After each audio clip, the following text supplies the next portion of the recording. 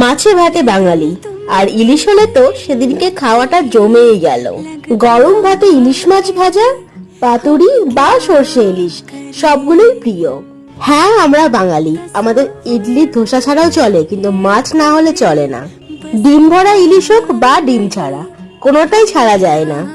খুবই সহজ পদ্ধতিতে কড়াইয়ে সর্ষের তেল দিয়ে তার মধ্যে কালো জিরে, কাঁচা লঙ্কা আর হলুদ দিয়ে জল দিয়ে খুব ভালো করে ফুটিয়ে নিতে হবে। তারপর তার মধ্যে আস্তে আস্তে মাছগুলো দিয়ে কিছুক্ষণ ঢাকা দিয়ে রাখতে হবে। এপার বাংলা হোক বা ওপার বাংলা, সবেতেই ইলিশের জুড়ি মেলা ভার। ঢাকা খুলে সর্ষে, পোস্ত বাটা আর নুন দিয়ে নেড়ে চেড়ে নিয়ে উপর থেকে কাঁচা লঙ্কা আর সর্ষের তেল ছড়িয়ে দিলে রেডি সর্ষে ইলিশ। সর্ষে বাটা আর কাঁচা লঙ্কার ঝাঁঝালো গন্ধে মাখো মাখো ইলিশের সুবাস, যে স্বাদের কোনো ভাগ হবে না।